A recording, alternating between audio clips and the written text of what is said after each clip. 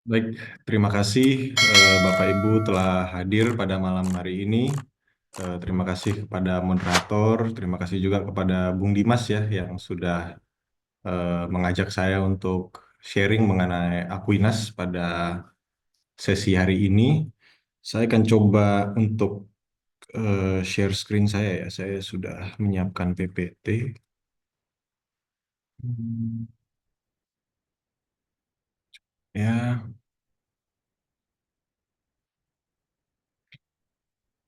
kira-kira apakah kelihatan?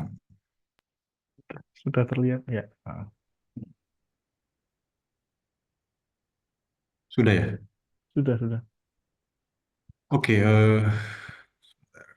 kita mulai dari awal. Semoga nyampai di akhir ya. Eh,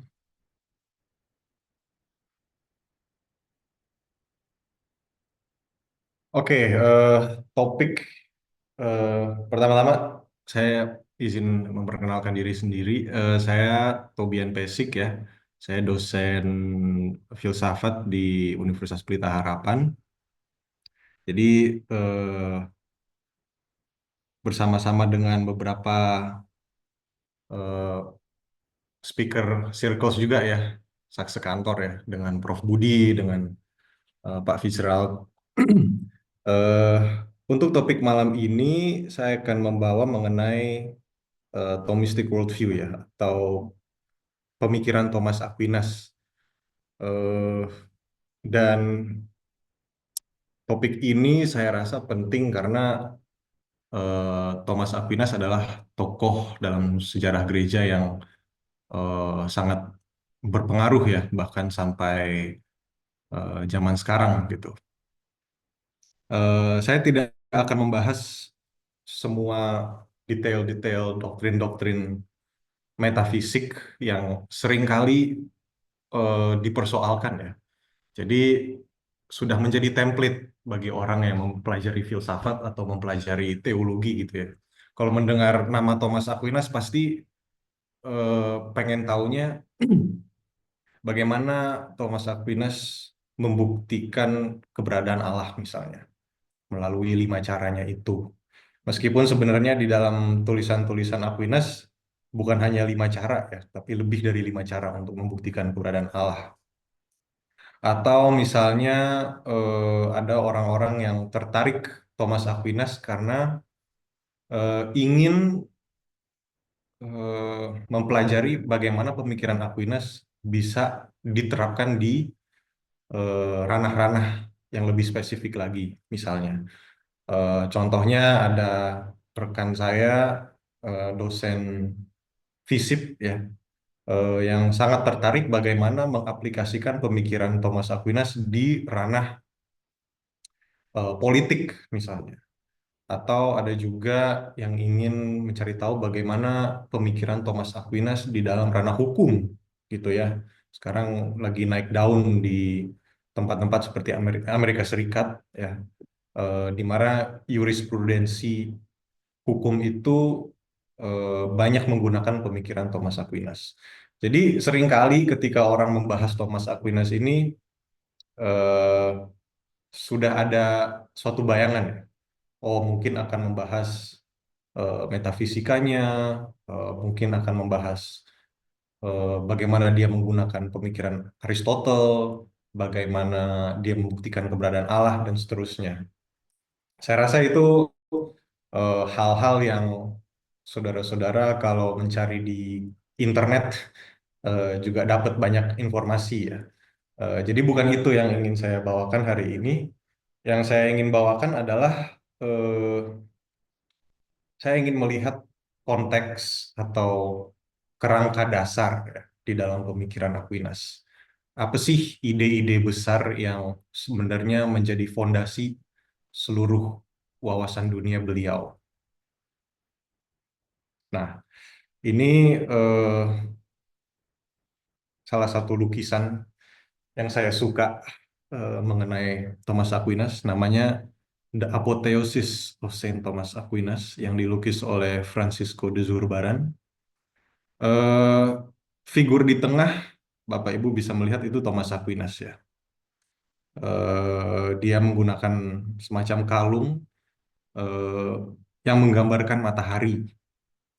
Lalu di bagian atas ada burung ya yang melambangkan Roh Kudus.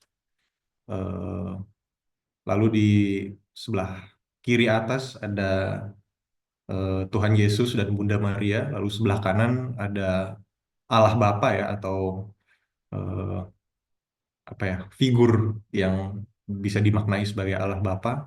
Lalu sebelahnya ada Santo Dominik ya pendiri Ordo Pewarta, Ordo yang jadi Thomas Aquinas itu anggota dari Ordo Pewarta atau juga seringkali dikatakan Ordo Dominikan.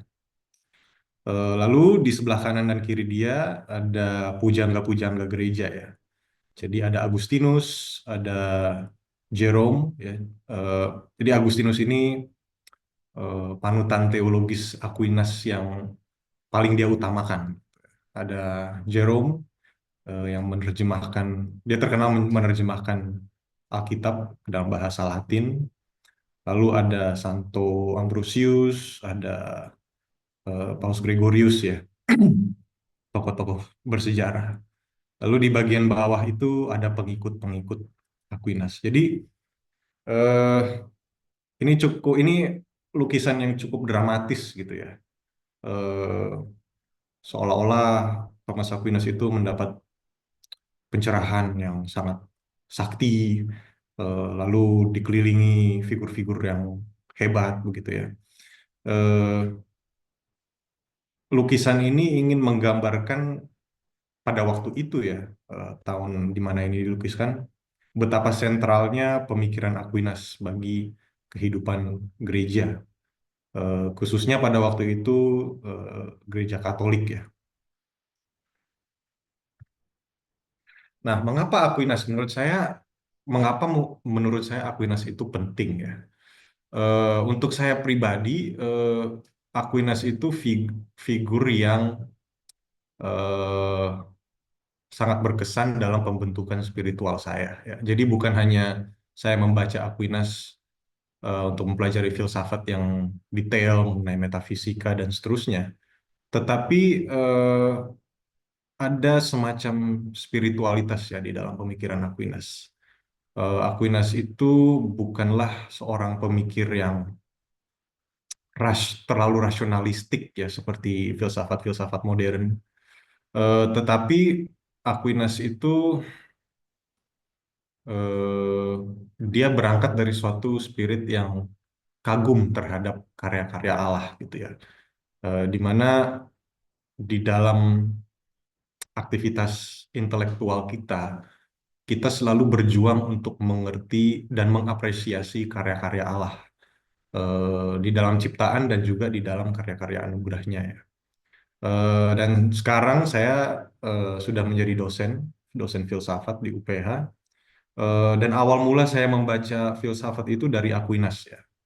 Dan dari Aquinas eh, bisa ditemukan suatu worldview yang teratur, yang realistik, yang rasional. Eh, dan saya rasa sangat beruntung ya. Saya pertama kali membaca filsafat itu dari Aquinas.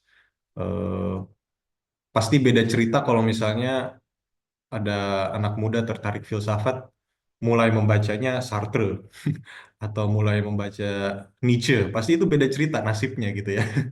Kalau saya mulai dengan Aquinas, puji Tuhan mendapat foundation yang cukup kokoh ya. Eh, di sini saya menulis suatu quote dari salah satu teolog yang juga saya gemari, Herman Bavinck, yang mengatakan bahwa uh, man must be twice converted, first from the natural to the spiritual life, and then from the spiritual to the natural. Jadi maksud Bavinck di dalam uh, kutipan ini adalah manusia itu harus bertobat dua kali ya, dari kehidupan yang duniawi menjadi suatu kehidupan yang spiritual, tetapi juga dari kehidupan spiritual menjadi duniawi lagi. Tetapi bukan duniawi dalam arti keberdosaan ya, tetapi duniawi dalam hal bagaimana kita bisa mengapresiasi dunia ini, realita ini, ya, universe ini sebagai suatu panggung di mana Allah berkarya dan di mana Allah itu dimegahkan. Ya. Jadi kalau saya bisa eh, menggunakan satu kalimat ya untuk mengcapture pemikiran Aquinas dan juga pemikiran Bavinck, yaitu appreciating nature, anticipating grace ya. Jadi kita menghargai natur atau alam sebagai ciptaan Allah, tapi kita juga selalu menantikan karya-karya anugerah Allah yang bertindak di atas nature ya, atau di atas alam gitu. Jadi ini sedikit riwayat mengenai Thomas Aquinas, lahir antara 1224 atau 1226 ya. Jadi sudah lama banget, saudara-saudara. Lahir di kota Roccasecca, dekat Aquino, jadi sekitar Italia. Lalu waktu masih kecil dia menempuh pendidikan di Biara Monte Cassino, Biara Benediktin kalau nggak salah ya pada waktu itu. Setelah itu dia mempelajari liberal arts ya, filsafat, geometri, musik dan lain-lain di eh, Napoli ya, kota lain di Italia juga. Lalu setelah itu dia merasa ada panggilan dari Tuhan, dia masuk kepada yang namanya Ordo Pewarta. Jadi pada zaman abad pertengahan itu ada dua ordo, dua katakanlah organisasi begitu ya. Dua organisasi di dalam gereja Katolik yang baru muncul. Ada kaum Fransiskan ya, dan teolog yang terkenal dari Fransiskan itu misalnya seperti Bonaventura. Eh, tetapi Aquinas ini tertarik masuk Ordo Pewarta atau yang sering disebut Dominikan, Ordo Dominikan. Dan pada waktu itu dia ingin masuk Ordo ini sempat drama dengan keluarganya ya, karena Thomas Aquinas ini bisa dikatakan lahir eh, di dalam suatu keluarga ningrat gitu ya, keluarga yang kaya, keluarga yang cukup berkuasa, cukup influential gitu ya di kotanya gitu. Dan orang tuanya, khususnya ibunya ya, menginginkan Aquinas ini sebenarnya menjadi ya udahlah kalau mau jadi orang gereja, at least kamu jadi orang ini ya, at least kamu masuk biara gitu, masuk biara dan jadi kepala biara, karena itu jabatan yang cukup enak pada waktu itu. Ada tempat yang bagus, eh, tempat yang aman gitu ya. Eh, Keluarganya itu tidak setuju dia bergabung masuk Ordo Pewarta, karena Ordo Pewarta itu pada waktu itu ya seperti namanya ya, kerjaan mereka adalah mewartakan Injil. Jadi ini kelompok yang sangat Injili ya. Kerjanya keliling-keliling kota mengabarkan Injil. Mereka ini miskin ya.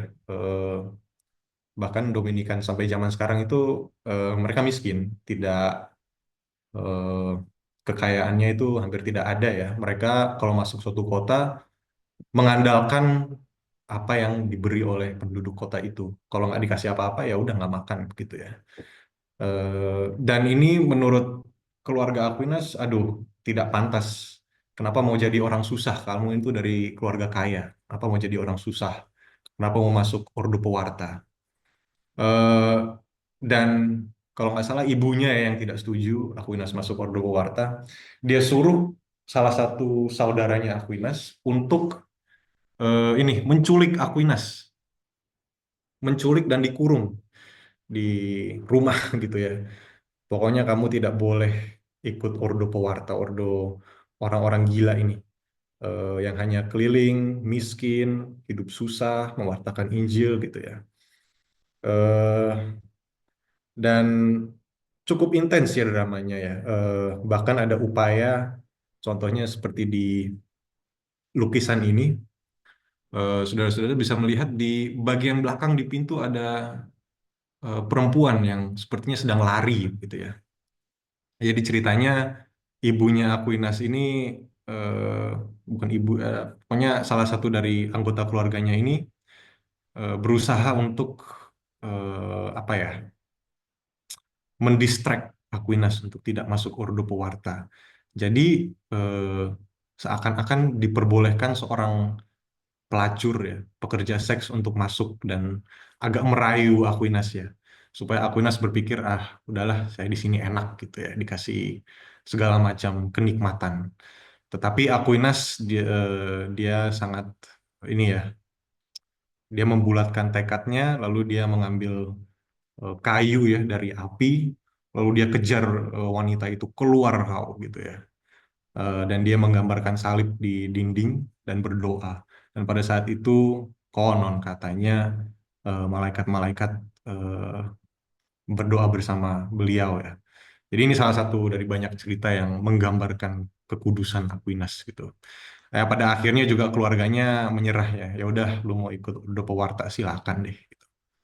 Tetapi karir Aquinas ketika masuk Ordo Pewarta itu lebih akademis sebenarnya.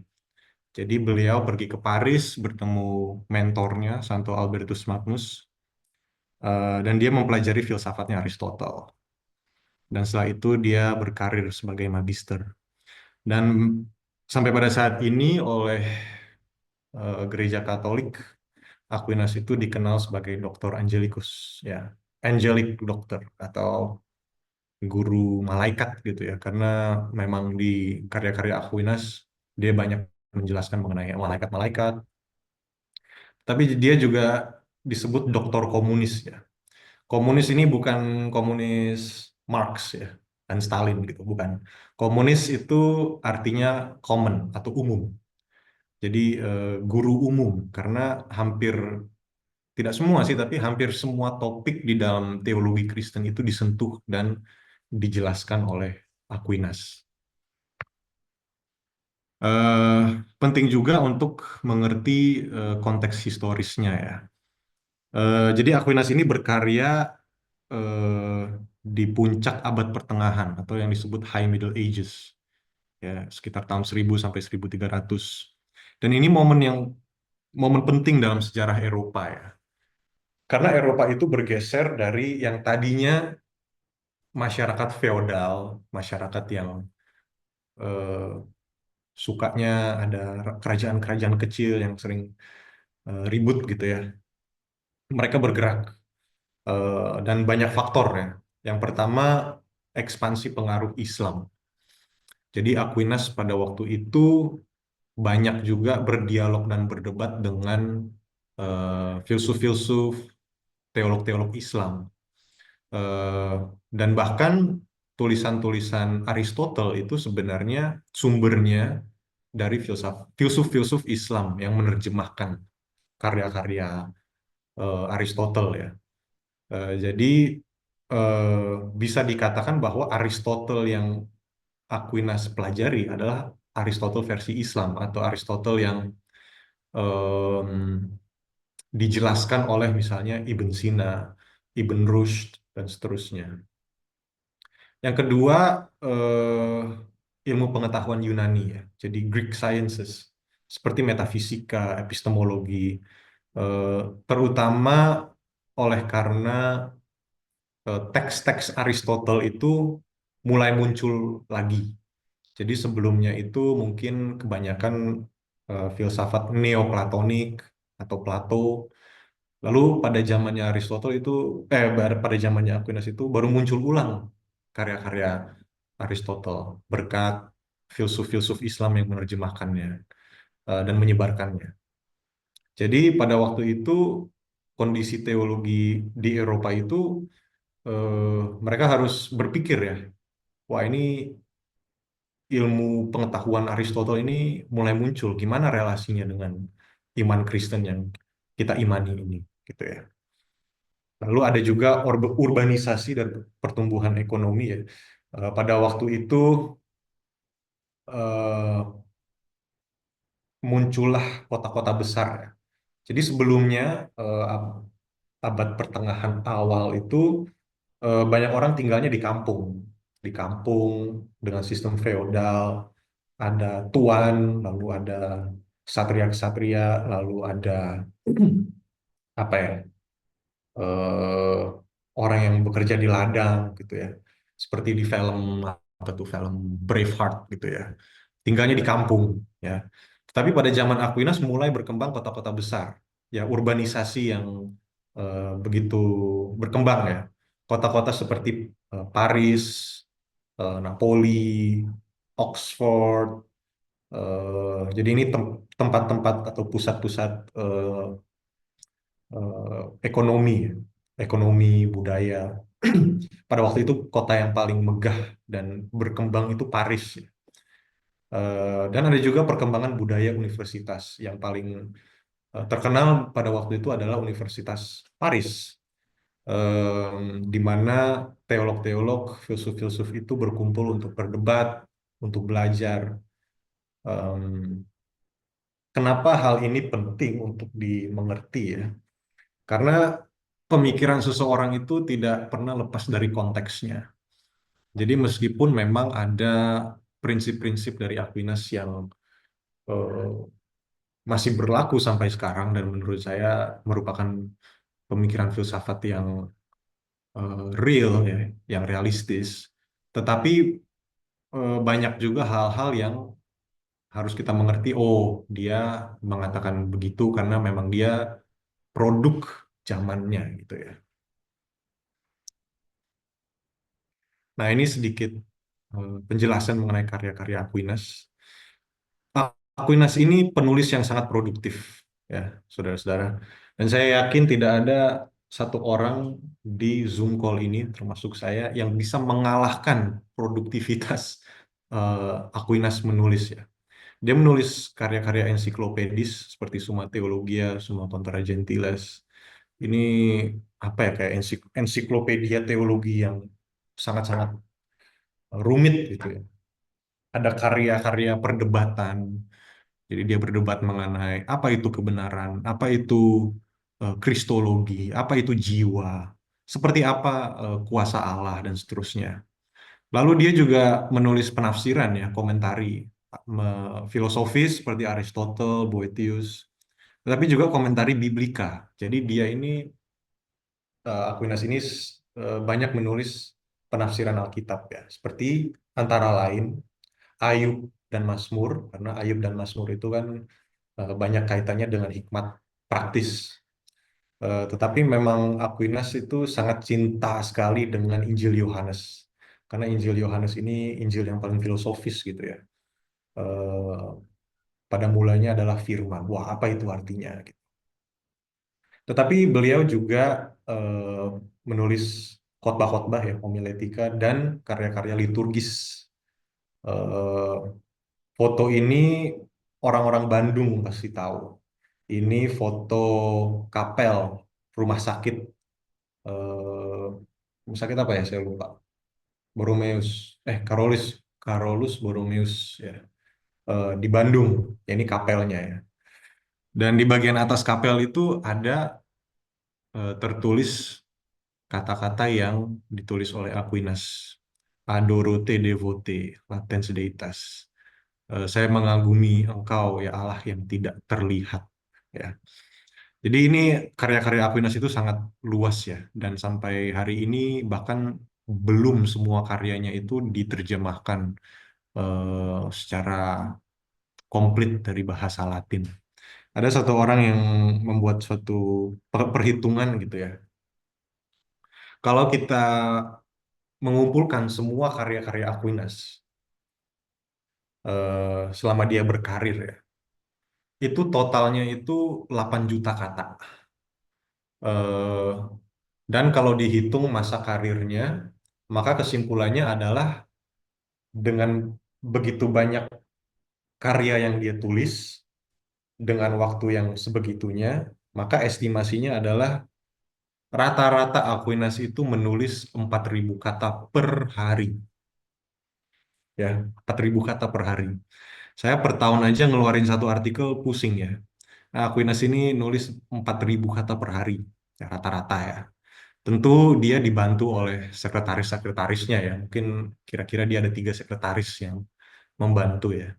Tetapi tetap aja ya, dia berpikir gitu ya, 4.000 kata per hari. Nah, dan karyanya yang paling penting adalah Summa Theologiae. Ini adalah mahakarya Aquinas. Awalnya ditulis sebagai panduan awal bagi anggota-anggota baru Ordo Pewarta. Eh, dan ini Summa Theologiae ini seperti ensiklopedia ya, mengenai totalitas ajaran Kristen secara sistematik yang dimengerti pada zaman itu. Jadi Summa Theologia itu dibagi 4 ya. Sebenarnya dibagi 3, tapi bagian duanya dibagi setengah gitu ya. Bagian pertama itu berbicara mengenai doktrin Allah Tritunggal, penciptaan, malaikat, dan manusia. Lalu bagian pertama dari bagian kedua, ya, prima secunde namanya, mengajar mengenai apa itu kebahagiaan atau apa itu tujuan akhir manusia. Seperti apa tindakan-tindakan manusia, apa itu passion, ya, apa itu habit, apa itu virtue atau kebajikan, apa itu vices, gitu ya. Lalu bagian keduanya membicara mengenai kebajikan-kebajikan, seperti iman, pengharapan, dan kasih, faith, hope, and charity, tetapi juga mengenai prudence, kebijaksanaan praktis, justice atau keadilan, fortitude, eh, fortitude itu seperti apa ya? Keberanian gitu ya. Dan temperance atau pengendalian diri. Lalu bagian tiganya mengenai Kristus dan sakramen. Awal mulanya Aquinas itu hanya menulis bagian keduanya mengenai manusia, mengenai kebajikan-kebajikan. Karena sebenarnya karya ini aslinya adalah panduan teologi moral bagi pelajar-pelajar teologi Dominikan. Ya, jadi pada waktu itu yang masuk Ordo Pewarta tugasnya adalah mengabarkan Injil, tapi juga melayani sakramen pengakuan dosa ya. Nah, jadi mereka harus tahu teologi moral itu seperti apa. Tetapi over time, Aquinas berpikir, oh ini perlu dikokohkan ya, sistem teologi moral ini harus didahului terlebih dahulu dengan ajaran mengenai Allah dan ciptaan, tetapi pada akhirnya juga dengan Kristus dan sakramen. eh di dalam Summa Theologiae itu, jadi saya tidak akan bahas isinya Summa Theologiae itu seperti apa. Eh, ada banyak buku-buku dan resource yang saudara bisa cari. Tetapi yang saya ingin tekankan adalah sebenarnya ada struktur terselubung di dalam struktur Summa Theologiae yang bisa kita ungkapkan dengan dua kata, yaitu exitus reditus ya. Jadi menurut MD Shenu, seorang teolog Katolik, dia mengatakan bahwa Summa Theologiae itu memiliki ordo yang metodologis, pedagogis, dan estetis. Dan inilah eh, pattern itu ya. Jadi Aquinas ini di, ketika menulis Summa Theologiae itu bukan hanya menulis secara ensiklopedis, tapi ada struktur dasar yang sebenarnya meskipun terselubung, tetap dia ingin tekankan gitu ya. Jadi di sini Thomas O'Meara mengatakan bahwa Aquinas employed the pattern of the procession outwards of creation from the first principle and their movement toward fulfillment in their ultimate cause. In theology, all things are studied in their relationship to God. Jadi sebenarnya di dalam struktur Summa Theologia ini eh, ada ide dasar yang sebenarnya ingin disampaikan oleh Aquinas bahwa segala sesuatu itu adalah produk ciptaan Allah atau segala sesuatu itu asalnya itu dari Allah, dan tujuan segala ciptaan itu adalah Allah. Jadi segala hal itu asalnya dari Allah dan tujuannya adalah kembali kepada Allah. Jadi ini semacam ajaran Kristen, yang Alkitabiah memang, tetapi sedikit di di package dengan pemikiran Neoplatonis gitu ya. Dan ini kemungkinan besar tertanam oleh Agustinus, eh, penulis yang paling Aquinas hormati ya, dan Pseudo Dionysius, seorang filsuf Kristen yang memang backgroundnya Neoplatonik. Jadi all things come from God, all things return to God as their final end. Jadi segala sesuatu itu asal usulnya dari Allah, segala sesuatu memiliki Allah sebagai tujuan akhir, gitu ya. Dan ini ada tiga tahapnya. Yang pertama, eh, the production of creatures atau ciptaan. Yang kedua, the return forward. Bagaimana? Apa sih yang dimaksudkan ketika kita mengatakan bahwa kita memiliki Allah sebagai tujuan akhir? Apakah kita kembali ke Allah atau kita maju eh, ter- mendekat Allah gitu? Apa yang dimaksudkan di sana? Jadi kita semacam return to God gitu ya. Kembali ke Allah, tetapi kembalinya itu bukan simply kembali, tetapi kita kembali dengan ada semacam perkembangan. Jadi kalau menggunakan bahasanya Omera itu the return forward gitu. Dan yang ketiga ada the way for the return. Aquinas menjelaskan seperti apa itu kita kembali. Untuk bisa kembali kepada Allah kita harus melihat Kristus gitu ya. Jadi ini diagramnya ya. Ini agak jelek gambaran saya. Jadi kalau kita melihat bagian kiri ya, segala hal itu berasal dari Allah. Lalu bagian atas itu exitusnya segala hal. Jadi Allah itu prinsip prinsip utamanya, eh, prinsip yang Allah itu sebagai eksistensi yang mutlak ya. Lalu di bagian atas itu exitus atau penciptaan atau segala suatu hal itu eh, apa ya, mengalir dari Allah gitu ya. Alam semesta ini gitu. Lalu bagian satunya juga akhirnya puncak dari penciptaan itu adalah manusia. Oleh karena itu Aquinas membahas mengenai kemanusiaan. Lalu diikuti dengan melaju kembali pada Allah, yaitu reditusnya. Lalu bagian ketiga, sang jalan kembali atau Yesus Kristus adalah pusat dari atau penjelasan dari reditus ya. Dan sebenarnya ini kita bisa lihat di struktur Summa Theologiae. Jadi di Summa Theologiae bagian awal, Aquinas itu membahas Allah sebagai pencipta. Ya, eh, membahas Allah sebagai pencipta. Apa yang di Allah itu seperti apa dan bagaimana Allah bisa menciptakan, gitu ya. Lalu dengan lebih intim lagi, bagaimana kita mengerti Allah sebagai Allah Tritunggal, Bapa, Putra, dan Roh Kudus. Eh, Lalu kita mengerti mengenai penciptaan dunia spiritual ya, malaikat dan seterusnya, dan juga dunia material ya. Lalu puncak dari penciptaan adalah penciptaan manusia sebagai gambar Allah. Dan Aquinas juga menjelaskan manusia itu ya makhluk yang bebas di dalam dunia natural dan dunia anugerah ini.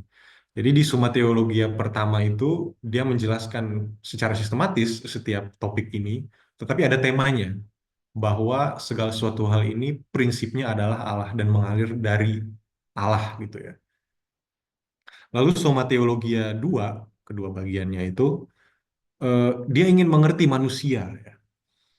Kenapa dia ingin mengerti manusia? Karena manusia adalah tempat di mana Allah beranugerah gitu ya.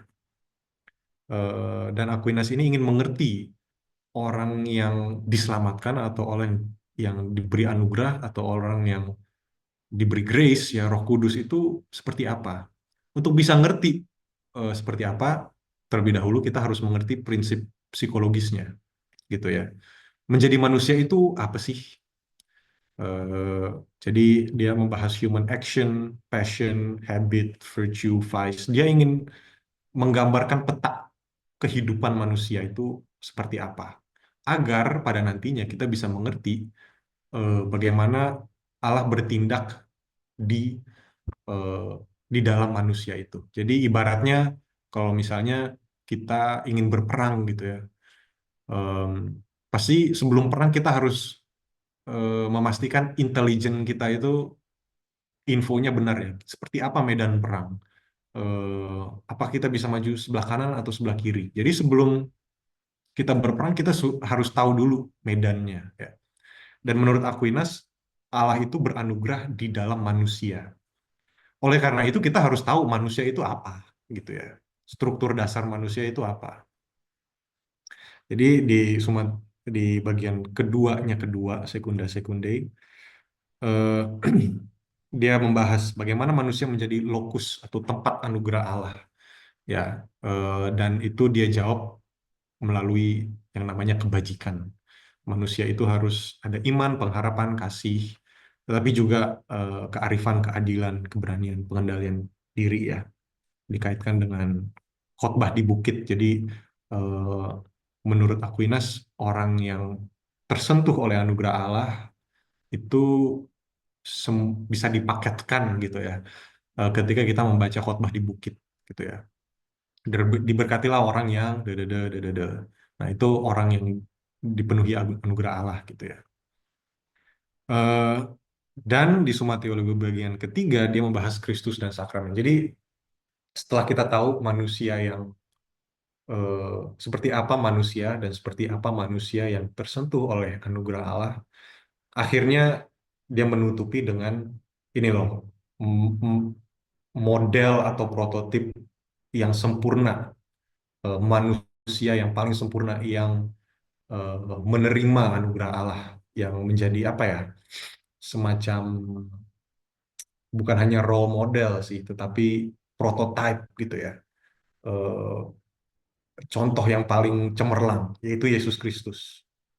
Lalu pada akhirnya eh, apa Allah yang berinkarnasi itu Yesus Kristus. Lalu sakramen adalah penerusan inkarnasi Kristus di eh, zaman yang mendatang gitu ya. Jadi ini eh, tema besar Summa Theologiae. Eh, tetapi kalau kita ingin membahas Aquinas ya, sebenarnya apa sih ide besarnya Aquinas? Kenapa dia membahas segala sesuatu? Kenapa dia membahas semua ini? Jawabannya adalah ini saya mengambil dari ruang kelas saya waktu saya S2 di Belgia, di Kardinal Mercier Zaal ya.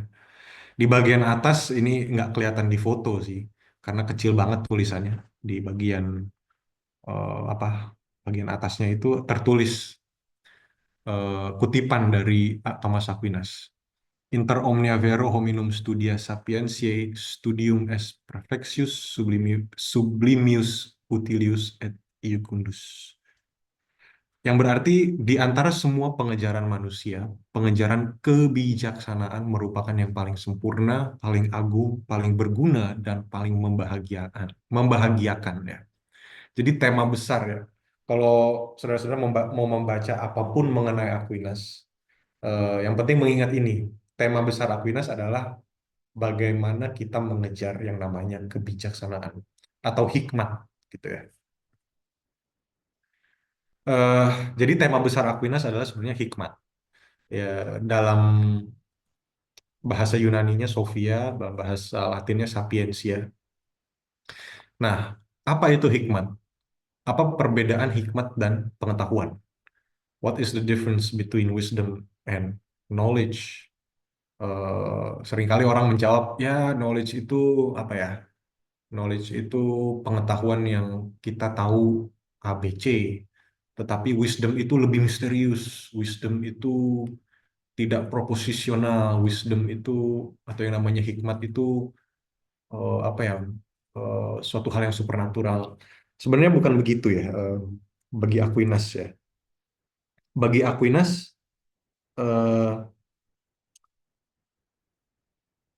saya akan menjelaskan sedikit ya. Aquinas itu mewarisi sistem filosofis klasik, ya, Plato dan Aristotle, dan juga Neoplatonik. Tetapi juga dia membaca teolog-teolog filsuf Kristen seperti Agustinus. Dan apa yang ingin Aquinas capai di dalam tulisan-tulisannya adalah bagaimana kita mendapatkan yang namanya wisdom, ya. Karena wisdom ini tema besar bukan hanya untuk filsuf-filsuf Yunani klasik itu, tetapi juga untuk pemikir-pemikir Kristen seperti Agustinus gitu ya. Jadi wisdom itu menurut Thomas Joseph White an attempt to try with the mind to aspire to knowledge of ultimate causes and ultimate explanation to understand the first causes of everything. Jadi hikmat itu tidak beda dari pengetahuan. Eh, yang beda itu objeknya. Jadi kita mendapat hikmat ketika kita mendapat pengetahuan. Tetapi pengetahuan tentang apa? Pengetahuan mengenai hal-hal yang sangat spesifik, yaitu tentang prinsip-prinsip atau eh, ya prinsip-prinsip dasar dari realita. Ya ultimate cause atau ultimate explanation. Apa sih hal-hal yang mendasar bagi dunia kita? Ya, jadi ini yang namanya wisdom ya. Eh, kita mengerti prinsip-prinsip utama mengenai dunia yang kita huni ini. Kalau kita tahu itu, kita ada wisdom ya. Dan wisdom ini memberi practical knowledge ya. Kalau kita mengerti realita dengan benar, kita tahu arah, makna, dan tujuan hidup. Jadi sebenarnya secara garis besar bukan hanya orang Kristen yang punya yang punya wisdom gitu ya. Orang ateis juga punya wisdom ya. Kalau orang ateis tidak percaya ada Allah, kalau orang ateis percaya bahwa eksistensi itu hanya fisik dan material, maka dia akan hidup sesuai dengan apa yang dia percaya adalah prinsip-prinsip utama.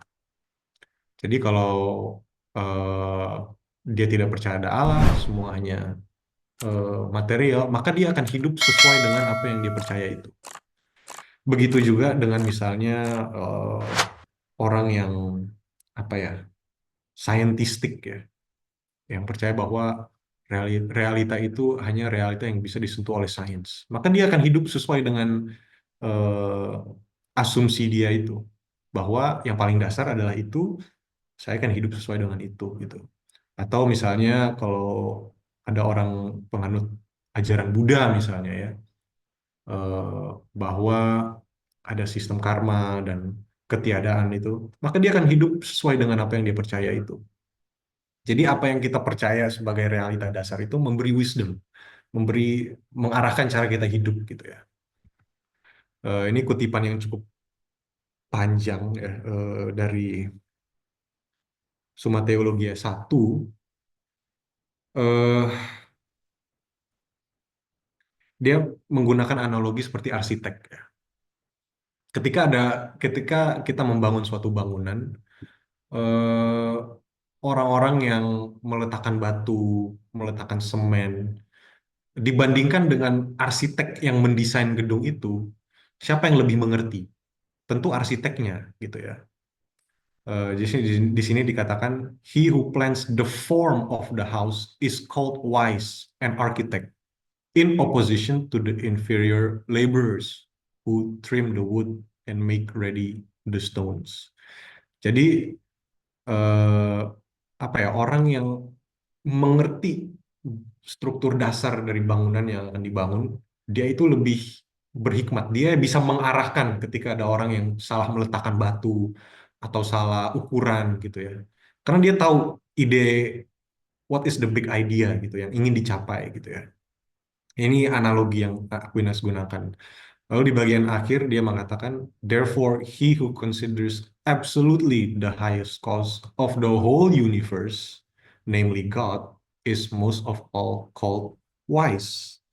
Hence, wisdom is said to be knowledge of divine things, as Augustine says. Jadi dia mengikuti Agustinus ya. Hikmat itu apa? Hikmat itu pengetahuan akan Allah.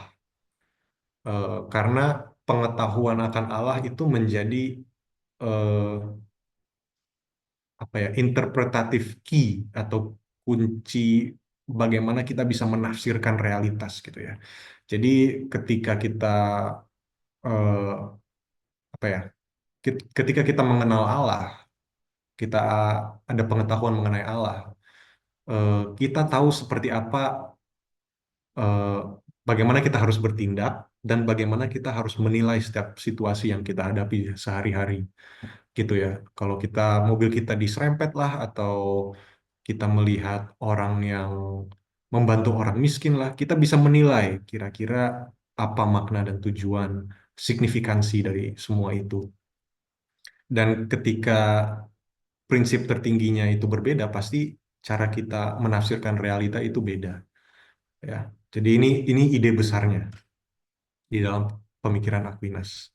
Jadi mengikuti filsafat klasik, Aquinas percaya bahwa kemampuan intelektual manusia itu dapat mencapai banyak hal, dapat mengerti struktur realita. Jadi Tuhan memberi kita akal budi, kita bisa menginterpretasi realita, apa yang penting, apa yang etis, apa yang bernilai gitu ya. Melalui pengetahuan akan struktur realita, kita bisa mengerti bahwa dunia ini bergantung atau eksistensinya itu tidak ada pada dirinya sendiri. Ini metafisika yang ya agak rumit lah, tapi intinya menurut Aquinas ketika kita melihat dunia, kita bisa mengerti bahwa dunia ini diciptakan oleh faktor yang transenden, yaitu Allah. Jadi Allah ini pencipta, memberi eksistensi kepada segala hal, dan menopang eksistensi dunia ini. Dan melalui faktor-faktor ini, kita bisa mencapai dua tipe ini ya, hikmat, hikmat filosofis, pengetahuan natural. Eh, kita bisa tiba, misalnya, mengerti keberadaan Allah secara rasional. Tapi jadi melalui pengertian akan Allah, eh, filsafat atau pengetahuan natural mampu tiba pada pengetahuan ini. Dan ini juga ada aspek praktisnya ya. Ketika kita tahu bahwa ada Allah, kita bisa mengarahkan hidup kita sesuai dengan kepercayaan itu. Tetapi untuk Aquinas, hikmat filosofis itu selalu terbuka. Eh, karena apa yang bisa dicapai akal budi manusia itu terbatas ya. Jadi filosofi itu, hikmat yang kita dapat secara natural, selalu terbuka terhadap wahyu Allah ya. Jadi filsafat itu dapat mencapai banyak hal, dan dalam hal ini Aquinas berbeda dengan filsafat kontemporer ya, seperti Immanuel Kant atau Hume atau eh, skeptis-skeptis lainnya ya, seperti ateis-ateis zaman sekarang. Menurut Aquinas, filsafat itu produktif ya, bisa mencapai banyak hal. Tetapi filsafat tidak bisa memberi pengetahuan intim mengenai Allah.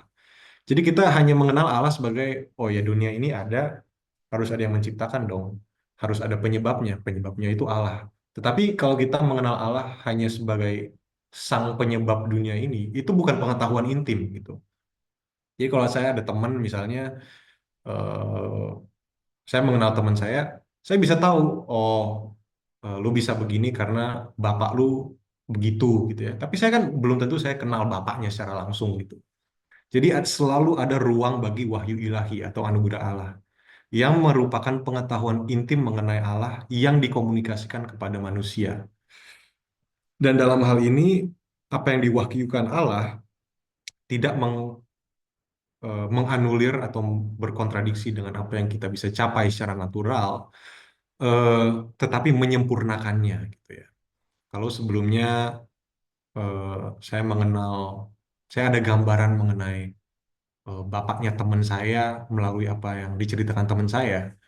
Wahyu Allah itu ibarat kalau bapaknya sendiri datang dan menceritakan, memperkenalkan dirinya. Jadi tidak menganulir filsafat, tetapi mengasimilasi dan memantapkan. Dan wahyu Allah ini sangat diperlukan oleh manusia menurut Aquinas, karena manusia ini dirancang untuk memenuhi suatu takdir atau suatu desain yang berada di luar kemampuan alaminya, yaitu bersatu dengan Allah. Kita diciptakan oleh Allah untuk bersatu dengan Allah, tetapi kita tidak bisa mempersatukan diri kepada Allah karena kita tidak ada kapasitas itu. Harus Allah yang mewahyukan dirinya, harus Allah yang eh, mempersatukan dirinya kepada kita agar kita bisa dipersatukan kembali gitu. Jadi di sini dikatakan ini dari sumber teologi ya, because the truth about God, such as reason could discover, would only be known by a few, and that after a long time, and with the admixture of many errors. Jadi filsafat itu kita dapat mempelajari hal-hal mengenai Allah, tapi seringkali salah. Udah salah, terbatas. Udah terbatas, susah lagi mencapai pengetahuan itu, gitu ya. Tetapi ya gimana manusia itu dirancang untuk diselamatkan dan bersatu dengan Allah. Terus dia katakan, oleh karena itu, agar keselamatan itu bisa terjadi, perlu ada wahyu ilahi yang diberi oleh Allah. Dan wahyu ilahi ini, jadi ini semacam pengetahuan ya, knowledge to the minds of men through faith. Jadi kita mengetahui ini melalui iman yang diwahyukan. Eh, Kira-kira itu ya. Jadi ide besarnya Aquinas adalah manusia ini diciptakan untuk mengerti eh, dunia ini, untuk bisa mengarahkan kehidupannya dan akhirnya bersatu kepada Allah. Ini wisdom ya.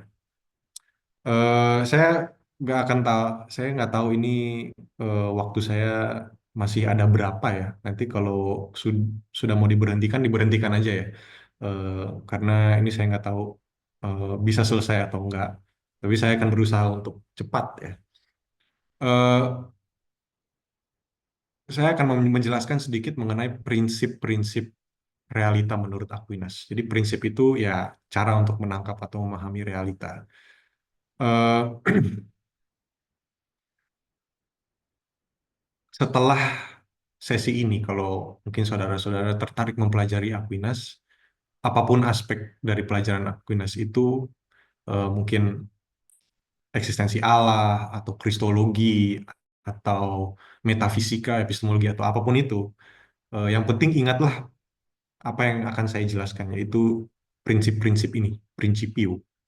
Ya, jadi ini kunci interpretatif untuk mengerti Aquinas. Jadi prinsip-prinsip dasar ya. Yang pertama adalah keindahan forma. Menurut filsafat Aristoteles, setiap substansi, setiap makhluk yang ada itu terdiri dua elemen. Materi, ya, aspek fisik yang ada. Jadi saya ada wajah fisik, saya ada telinga fisik, saya ada rambut fisik gitu ya. Tapi juga ada natur atau forma yang membentuk materi itu menjadi suatu hal yang intelligible. Jadi saya bermateri, kursi ini bermateri, anjing itu bermateri, gajah itu bermateri, tetapi saya bisa mengerti itu gajah, itu anjing, ini kursi, itu pohon, oleh karena formnya. Jadi form itu mengatur matter menjadi suatu hal yang bisa kita mengerti.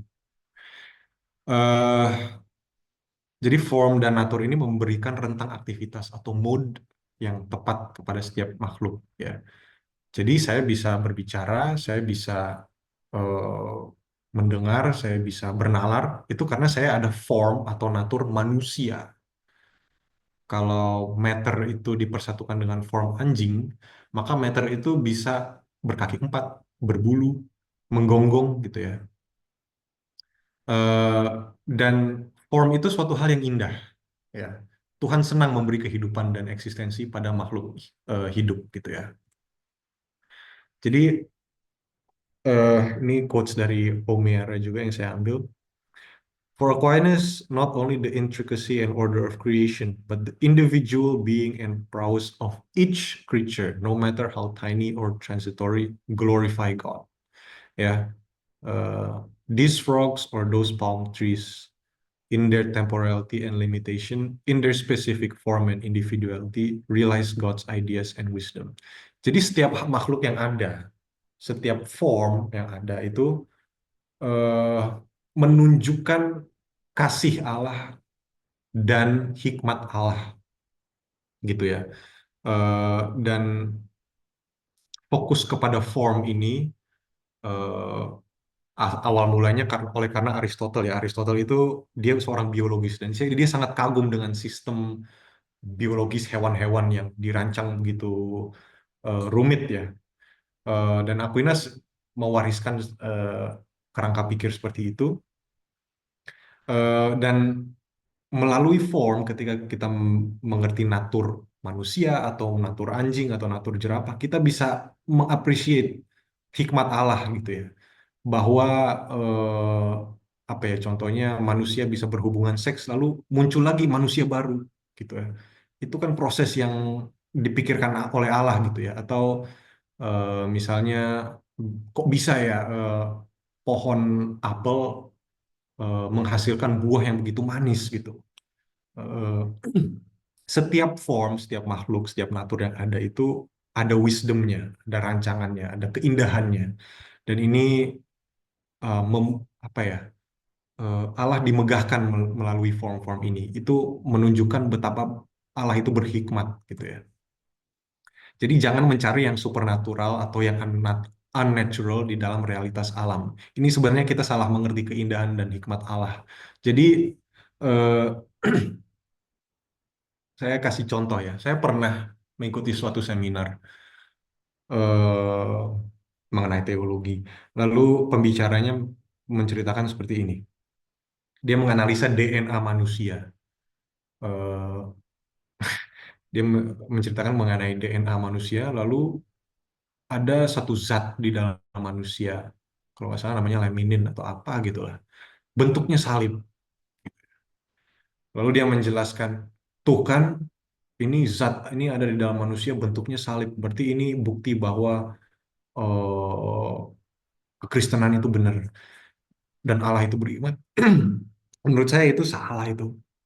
Jangan melihat alam dan mencari hal-hal yang tidak natural atau yang apa ya, ingin membuktikan apa ya, suatu hal yang supernatural gitu ya. Kita melihat alam, kita melihat pohon yang bertumbuh, eh, anak-anak lari-lari atau bunga yang begitu indah, itu sudah memuliakan Allah. Karena setiap ciptaan itu apa ya, hasil dari hikmat Allah gitu ya. Jadi sekelompok perkumpulan gajah, jaring laba-laba, bahkan bakteri yang mampu membuat manusia sakit, eksistensi mereka dan aktivitas mereka yang memanifestasi form atau nature justru memanifestasi kasih dan hikmat Allah. Jadi kita harus belajar ketika melihat dunia alam ciptaan ini, melihat Allah di segala hal dan segala hal di dalam Allah. Bahwa Allah itu prinsip hikmat dan kasih yang menciptakan segala hal di dunia ini. Dan Allah itu patut dimuliakan oleh karena hal itu. Ya, jadi jangan apa ya, eh,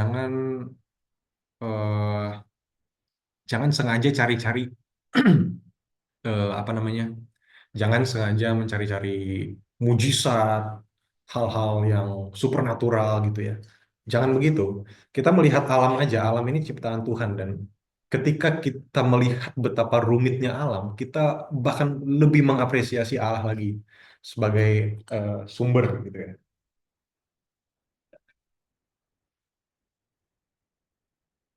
Ini prinsip pertamanya. Yang keduanya teleologi atau tujuan. Jadi ada suatu kalimat causa finalis causa causarum. The final cause is the cause of all the other causes. Jadi setiap makhluk yang ada itu ada tujuannya. Simpelnya mata itu untuk melihat, kuping itu untuk mendengar, eh, intelek untuk bernalar dan seterusnya.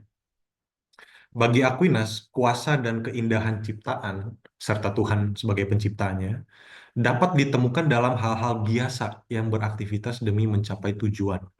Jadi kemuliaan setiap makhluk ditemukan ketika makhluk itu sedang beraktivitas demi satu tujuan. Jadi contohnya lebah gitu ya.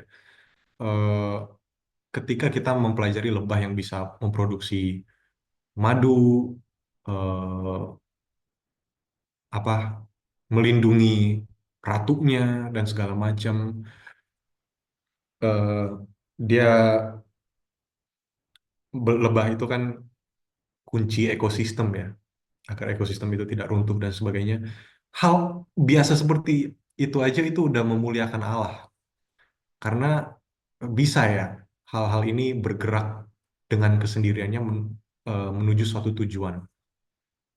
Jadi Om Yarno mengatakan God plans nature's success.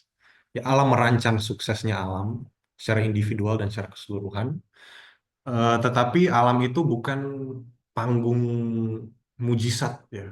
Ketika kalau misalnya apa ya, saya bisa terbang atau saya bisa apa ya, tiba-tiba berbahasa Spanyol atau gimana gitu, itu tidak memuliakan Allah gitu ya. Yang memuliakan Allah adalah kita mengapresiasi ciptaannya sebagaimana ada. Dan ini teleologi ini, meskipun agak rumit saya jelaskan panjang lebar, tapi sangat penting nanti untuk mengerti anugerah. Karena manusia juga hidup untuk suatu tujuan, dan tujuan akhir itu adalah tujuan ilahi. Eh, Wahyu Yesus Kristus memproklamirkan kerajaan Allah yang istimewa, suatu kehidupan yang lebih dalam. Dan Allah telah mewahyukan suatu dunia dan suatu tujuan yang berada di atas natur, tetapi juga mengangkat natur dan memenuhinya, gitu ya.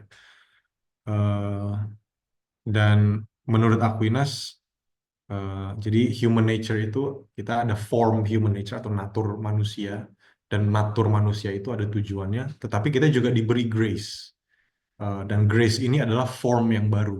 Dan oleh karena dia form yang baru, kita ada tujuan yang baru, gitu ya. Jadi anugerah Allah itu mengubah tetapi tidak menggantikan natur manusia. eh saya skip ya karena memang waktunya ya.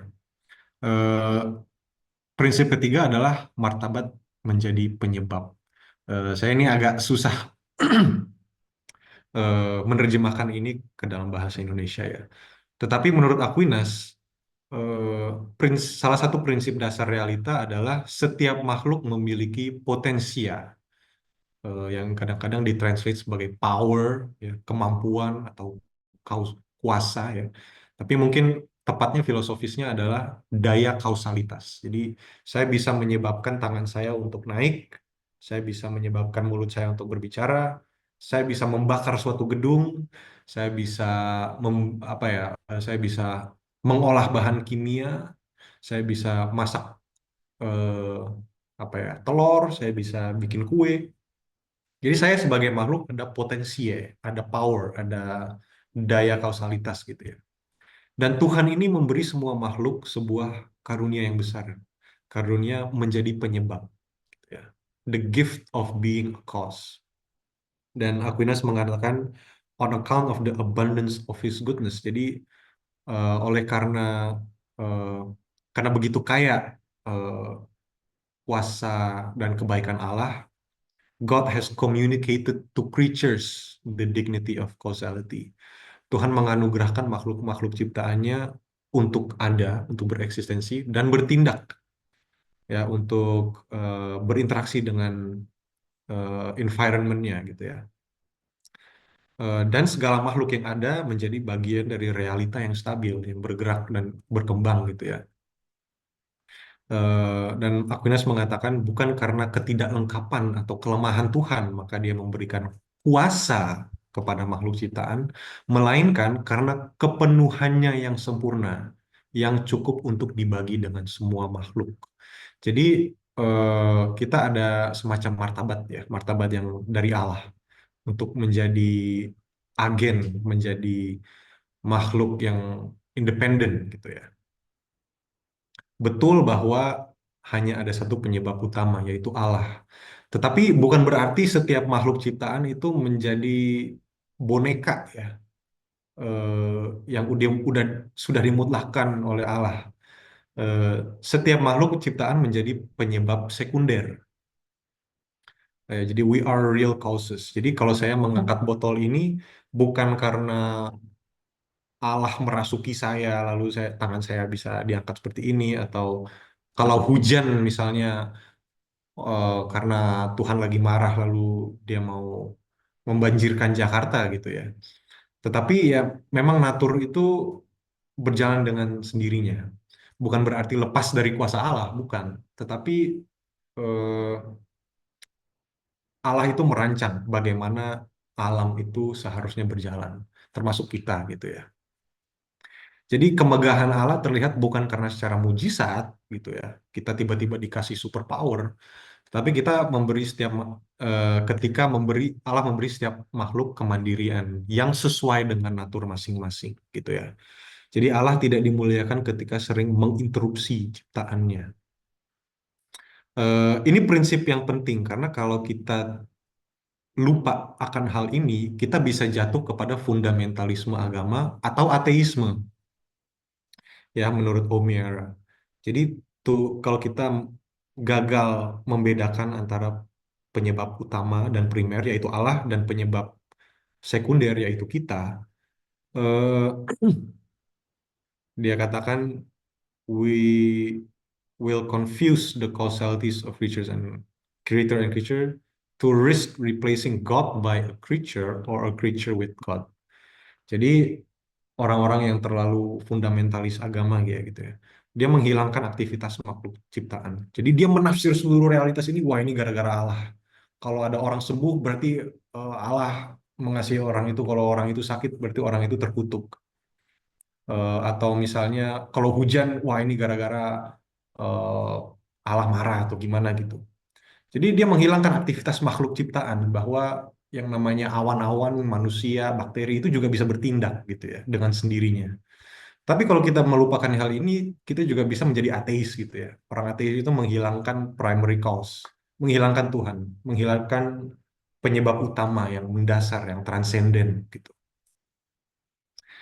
Prinsip keempat, epistemologi menurut Aquinas, menurut Aristotle ya, tindakan-tindakan suatu makhluk itu mencerminkan naturnya. Kalau anjing bergonggong, kalau apa ya, bakteri ya menginfeksi gitu ya. Tapi kalau manusia, apa sih aktivitas tertinggi manusia? Yaitu achieving knowledge, mencapai pengetahuan. Dan ini merupakan suatu hal yang khas bagi knowledge ini khas bagi makhluk intelektual, yaitu manusia. Ya, manusia bukan hanya satu-satunya makhluk intelektual ya. Menurut Aquinas, malaikat juga makhluk intelektual gitu ya, punya pikiran. Tapi di antara realita bermateri, manusia ini istimewa karena eh, kita adalah binatang atau suatu hal yang materi yang juga ada elemen abadi, yaitu pengetahuan. Jadi ya oke lah meskipun manusia dapat membuat kesalahan dalam hal pengetahuan, namun itu bukan berarti kita tidak bisa mengetahui apa-apa mengenai realita. Bukan berarti kita menjadi skeptis ya. Yang menjadi pertanyaan bagi Aquinas, bagaimana kita mengenal Allah, ya kan? Itu eh, salah satu pertanyaan utamanya. Karena eh, di sini dikatakan knowledge moves from empirical to the actual, to intellectual, from the visible to invisible. Jadi manusia ini asal mulanya empiris ya. Eh, Contohnya saya melihat anjing A, anjing B, anjing C, lalu saya melihat, saya mendengar, setelah itu diabstraksi oleh pikiran saya, maka saya ujung-ujungnya mengerti eh, natur atau esensi anjing itu seperti apa gitu ya. Tapi bagaimana kita bisa mengenal Allah? Kita tidak bisa ada sense data, kita tidak bisa melihat, mencicipi, menyentuh Allah. Bagaimana kita bisa eh, mengenal Allah kalau segala pengetahuan manusia itu asal mulanya adalah empiris? Bagaimana bisa? Kita tidak bisa mengetahui atau mengenal apa yang tidak bisa bertemu dengan indera-indera kita, menurut Aquinas ya. Nah, jawaban Aquinas adalah kita bisa mengenal Allah secara analogis. Ya, pengetahuan analogis didasarkan pada aktivitas ilahi di dalam semesta. Jadi meskipun kita tidak bisa melihat Allah, kita bisa melihat aktivitas Allah atau kata yang digunakan Aquinas adalah though we cannot see God, we can see His effects in the world. Kita bisa melihat efek-efek Allah di dunia. Jadi ciptaan adalah jejak pudar namun akurat di dunia yang bersaksi akan kuasa kreatif Tuhan. Jadi dari creation kita bisa mengetahui bahwa creator yang menyebabkan dunia ini melalui apa? Dialektika kemiripan, kemiripan dan perbedaan. Ini namanya pengetahuan analogis ya. Eh, jadi contohnya, aduh, em, aduh ini contoh yang kurang mantep ya. Jadi contohnya kalau kita melihat cewek cantik gitu ya. Eh, kita melihat cewek cantik, lalu kita menyimpulkan, oh pasti orang tua lu cakep gitu ya. Melalui dia kita bisa mengetahui sedikit mengenai sumber di mana dia itu berasal dari itu gitu. Atau misalnya eh, apa ya? Kalau misalnya kita keluar gitu ya, Jakarta hari ini panas gitu ya, kita keluar panas gitu. Eh, kita merasakan kepanasan itu, lalu kita menyimpulkan kepanasan ini oleh karena matahari. Tapi kita juga bisa, kita harus menyimpulkan bahwa ada perbedaan. Eh, Matahari adalah sumber panas, tapi panas yang kita alami di sini tidak sama dengan panas yang ada di matahari. Panas yang di matahari itu di luar eh, kemampuan kita untuk merasakannya gitu. Tapi kita tahu karena sumbernya dari situ, maka at least in some way kita bisa menyimpulkan bahwa sumbernya itu mirip dengan efeknya gitu ya. Kalau lu cantik, berarti orang tua lu cakep gitu ya. Meskipun saya nggak terlalu mengenal orang tuanya gitu ya. Atau misalnya, ya ini melalui dialektika kemiripan dan perbedaan. Jadi ketika kita berbicara dengan Allah misalnya, eh, Allah itu baik. What does that mean? Allah itu baik. Ya, saya menyimpulkan dari hal-hal yang baik yang saya kenal dari sekitar saya. Ada guru yang baik, ada obat yang baik, ada universitas yang baik, ada pohon yang baik misalnya. Tetapi kebaikan pohon tidak sama kebaikannya dengan obat, gitu ya. Tapi dua-duanya baik. Eh, Lalu saya menyimpulkan, oh, oke, ada general idea mengenai kebaikan itu apa. Eh, dan dengan general idea itu kita bisa berbicara mengenai Allah. Tetapi kebaikan Allah itu jauh melampaui apa yang bisa kita imajinasikan. Allah, kebaikan Allah itu eh, seperti, tetapi pada saat yang sama tidak seperti kebaikan yang kita lihat di dunia ini. Tetapi menurut Aquinas kita juga dapat menerima gagasan-gagasan mengenai Allah melalui iman akan wahyu Allah. Eh, Apa itu wahyu Allah? Wahyu Allah itu menggunakan bahasa biasa manusia sehari-hari untuk menggambarkan realitas yang lebih tinggi, yang lebih mulia. Jadi kalau saudara-saudara membaca Injil ya, eh, contohnya menceritakan bahwa kasih Allah itu seperti gembala yang meninggalkan 99 untuk mencari yang satu. Itu kan eh, di Israel pada zaman itu orang mengerti itu apa yang dimaksudkan Yesus. Karena banyak dari audiensnya itu gembala domba gitu kan. Atau misalnya eh, kasih Allah itu seperti Bapa yang mengampuni anaknya yang sudah pergi jauh. Mungkin orang bisa relate. Oh iya, anak saya pergi jauh, menghabiskan harta, lalu dia kembali, tapi saya tetap mengasihi dia. Oh, Allah itu seperti itu ya. Jadi realita mengenai Allah itu dikomunikasikan melalui contoh-contoh keseharian. Itu namanya pengetahuan analogis. eh Lalu ini saya cepat aja menjelaskan pandangan Aquinas mengenai Allah. Itu Allah itu apa? Mind and will, pikiran dan kehendak. Jadi Aquinas memandang bahwa rasio Allah itu lebih utama ketimbang kehendaknya. Ini berbeda pandangan dengan Ockham, seorang teolog Fransiskan yang datang setelah Aquinas, yang mengatakan bahwa eh, dia voluntaris ya, dia mengatakan bahwa kehendak Allah itu lebih utama dari hikmatnya. Tapi menurut Aquinas bukan begitu.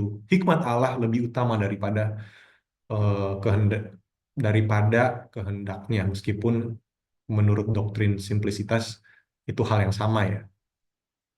Jadi Allah tidak menciptakan secara spontan, secara tidak terkontrol, secara random, tetapi dia menciptakan oleh karena hikmat.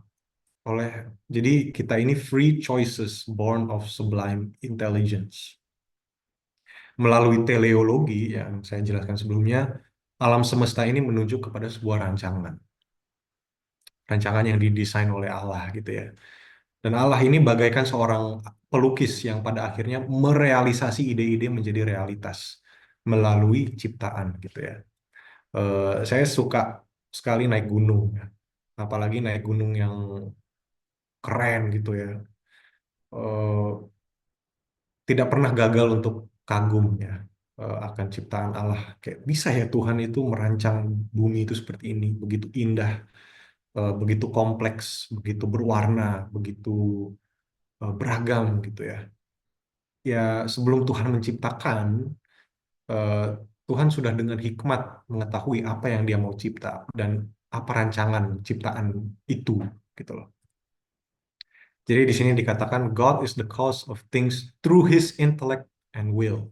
Sama seperti an artist is the cause of things made gitu ya.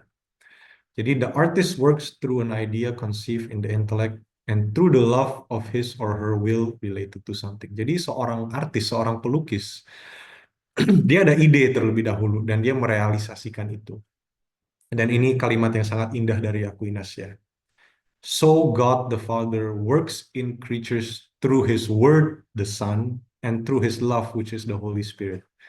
Tuhan itu dia Tuhan itu ada hikmat terlebih dahulu, lalu Tuhan menciptakan. Tetapi ketika dia menciptakan, ketika dia berelasi dengan ciptaannya itu, melalui apa? Melalui hikmatnya, sabdanya, yaitu Putra, dan melalui kasihnya, yaitu Roh Kudus. Jadi eh, ini sangat indah ya dari teologinya Aquinas. Eh, yang mengingatkan saya dari satu quotes dari almarhum Paus Benedictus. Each of us is a result of a thought of God. Each of us is willed, each of us is loved, each of us is necessary. Kenapa? Kita masing-masing adalah hasil dari pikiran Tuhan. Kita masing-masing dikehendaki, kita masing-masing dikasihi. Karena ketika Allah merancang suatu realitas, itu rancangan yang sangat berhikmat, berbijaksana, tetapi juga penuh cinta kasih, gitu ya. Jadi the choice to create intelligent creatures and furthermore to offer them a share in the divine life flow from freedom and love gitu ya. Apapun realita yang ada di luar Allah adalah hasil cinta kasih Allah yang merealisasikan rencana-rencana ilahi menjadi nyata gitu ya. Dan ini salah satu doktrin Aquinas yang sangat unik. Good always diffuses itself. Kebaikan selalu ingin membagi. Jadi orang yang selalu membagikan ya apa yang dia punya itu orang yang baik. Dan cinta kasih itu mengekspresikan diri dengan cara menyatakan berbagai macam makhluk ciptaan. Gitu ya. Dan yang terakhir, prinsip terakhir, mohon maaf saya agak overtime ya, anugerah Allah. Menurut Aquinas, anugerah Allah atau grace adalah kita mendapat bagian di dalam kehidupan ilahi. Dalam bentuk apa? Dalam bentuk kehadiran baru di dalam kehidupan natural. Jadi grace is a share in the divine life as a new presence in human life. Jadi kita berbagi di dalam kehidupan ilahi dengan cara eh, ada keberadaan baru di dalam kehidupan kita, prinsip baru gitu ya. Aspek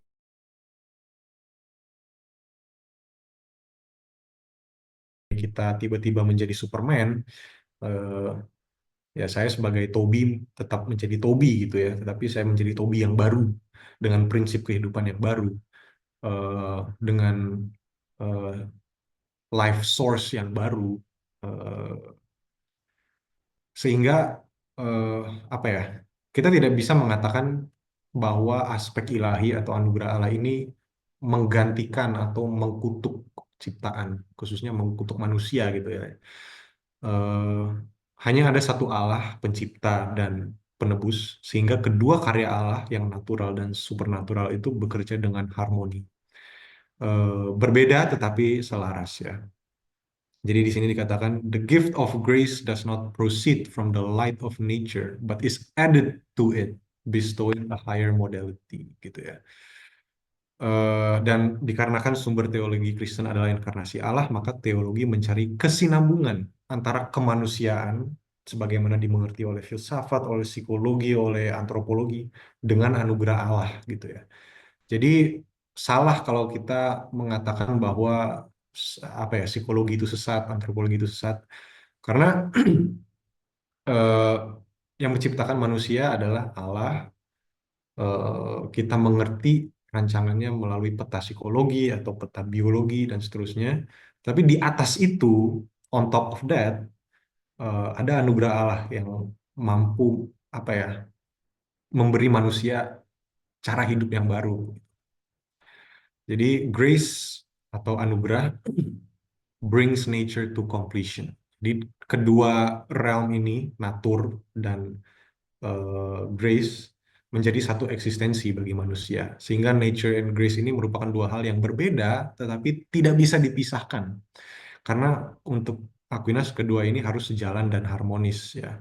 Contohnya, ini contohnya karakter kepribadian manusia dan keselamatan. Ketika orang itu bertobat, dia tidak berubah secara radikal. Dia tidak berubah menjadi orang baru yang kita tidak kenal gitu ya. Tetapi in a way, ketika orang itu menerima anugerah Allah, dia menjadi baru tetapi sama gitu ya. Jadi O'Meara katakan, in religious conversion, human acceptance of faith is not usually a dramatic shift. It is a movement from human nature wounded by original sin to an individual life which through grace expands and deepens. Jadi setelah bertobat, setelah menerima anugerah, kepribadian seseorang itu tidak berubah drastis. Tetapi kepribadian itu yang sudah ada dari awal dibebaskan dari dosa sehingga dapat berjalan dengan baik dan terarah. Jadi contohnya apa ya? Kalau saya ada baju baju lama gitu ya, baju yang saya sering pakai, lalu saya ketumpah kopi gitu lah ya. Eh, Grace itu atau anugerah Allah bukan begini. Bukan saya lalu membuang baju itu lalu beli yang baru. Tetapi grace itu mengambil baju yang ternoda itu, dibersihkan, diperbarui, sehingga baju itu tetap baju itu. Tetapi apa ya, ada aspek barunya, tetapi ada aspek lamanya juga gitu ya. Dan ini sangat penting karena menurut Aquinas, kerajaan Allah itu berkarya di dalam kehidupan-kehidupan pribadi lepas pribadi, eh, personality and personality, dan budaya, culture gitu ya. Jadi kepribadian kita, watak kita itu tempat di mana kita bisa diubah menjadi atau mencapai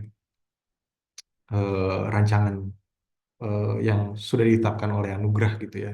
Begitu juga budaya manusia, mau orang Batak, orang Manado, orang Jawa, orang Alaska, orang Rusia itu ya. Eh, Menurut Aquinas setiap budaya, setiap sistem kebudayaan itu bisa diubah, bukannya dihilangkan oleh anugerah Allah, tetapi menjadi budaya yang baru. Jadi em, kalau istilah teologisnya saya lupa, ada Christ Christ renews culture gitu ya. Dan ini terlihat misalnya ketika kita melihat orang-orang kudus ya. Eh, Tidak ada orang yang dipakai Tuhan itu seragam. Jadi bukannya ketika kita mendapat anugerah Allah lalu kita menjadi apa serdadu baru ya yang sama dengan semua orang Kristen lainnya, tetapi kepribadian kita itu di dilestarikan oleh anugerah Allah dan diubah sehingga dengan kepribadian itu kita menyalurkan anugerah Allah dengan cara yang unik yang hanya bisa orang itu menyalurkan dengan cara itu.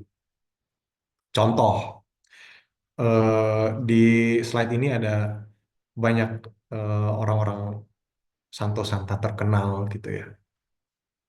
Contohnya di situ ada John Sung. John Sung itu penginjil yang sangat legendaris di Asia ya. Sangat berkobar, sangat bersemangat. Eh, Bagaimana dia bisa begitu?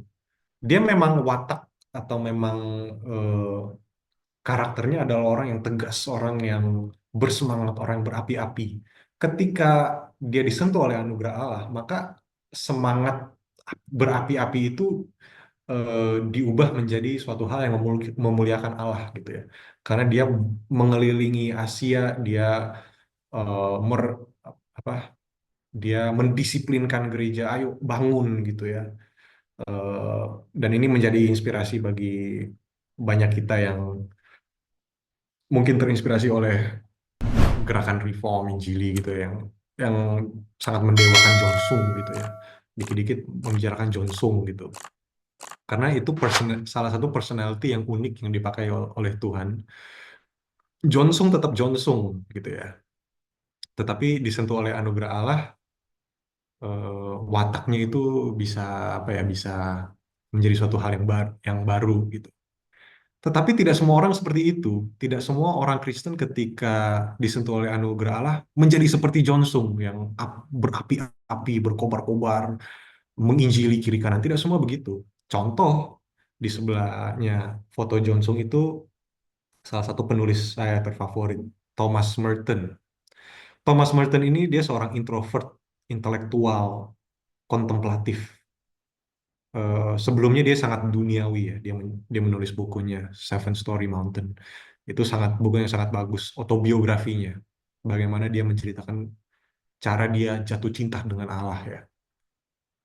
Ketika dia disentuh oleh anugerah Allah, ketika dia pertama kali mengenal Kristus, dia tidak menjadi seperti John Sung yang pokoknya gue mau keluar menginjili dunia kemana-mana, mempertobatkan ribu-ribuan orang. Tidak.